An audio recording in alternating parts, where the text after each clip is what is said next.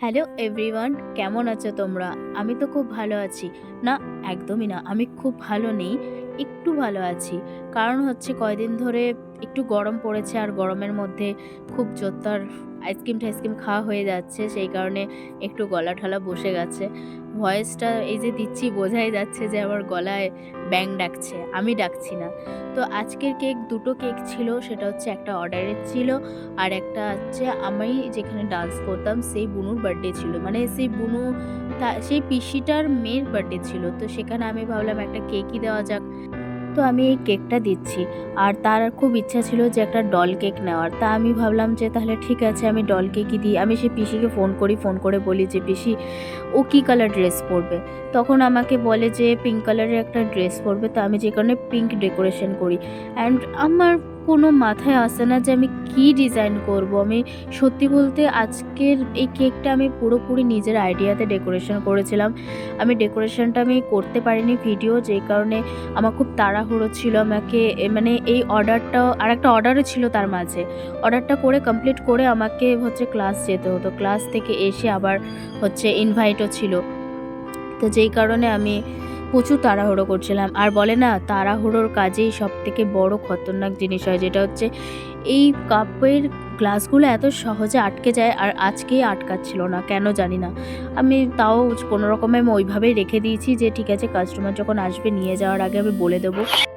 কি ভাবলে কল এলো? একদম না, কল আসেনি, আমার ফোন ভাইব্রেট হয়েছে, আমার কল এসেছিল।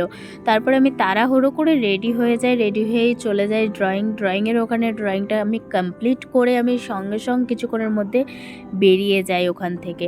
আর এটা ছিল হোলি থিম, হোলি ছিল দুদিন পর, তো সেই কারণে হোলি থিম করেছিলাম।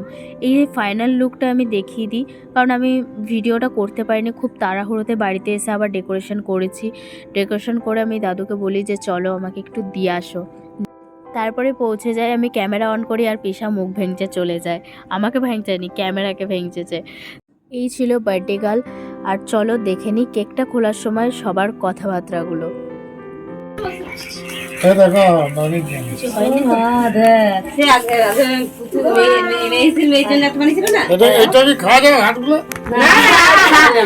তুমি বসে বসে খাবে, শেষ হচ্ছে না। শেষ আর হচ্ছে না। বার্থডে গার্লকে দেখে মনে হচ্ছে না যে ও রেগে আছে সবার উপর, কিন্তু না, রেগে নেই। অনেকটা রাত হয়ে গেছিলো, আমার ঢুকতে অনেক দেরি হয়ে গেছিলো, কারণ আমি ক্লাস করে তারপরে আমি গেছি একটা কেক নিয়ে। আমারও উচিত ছিল না সেখানে লেটে যাওয়া, কিন্তু কিছু করার নেই, আমার মানে ওখানে কিছু করার নেই। তো যাই হোক, ওখানে কেক কাটিং করছিল, ও বলছে আমি দিদি বার করতে পারছি না কেকটা, তুমি বার করে দাও। আমি তখন গিয়ে ওর মানে কেকটা বার করে দিই, যে আগে তুই তোর মাকে খাওয়া, সবাইকে খাওয়া, তারপরে সবাইকে খাওয়াবি। তো তারপর ভিডিওটা অনেক বড় হয়ে যাচ্ছিলো, তো আমি খাওয়া দাওয়ার ভিডিও কোনো কিছু রাখিনি, আমি করিনি।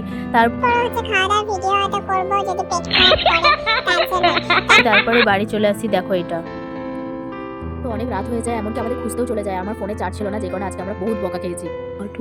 পুরো অল ফ্যামিলি এসেছিল খুঁজতে অনেক রাত হয়ে গেছিল। পুরো অল ফ্যামিলি, ভাবতে পারছো আমরা কত লাকি, আমাদের কত মিস করে কত। তোমরাও কি বাড়ির লোকের কাছে এইভাবে বকা খেয়েছো? তো কমেন্টে জানাও। চলো ভিডিওটা তোমরা দেখো, আমরা যাই, টাটা।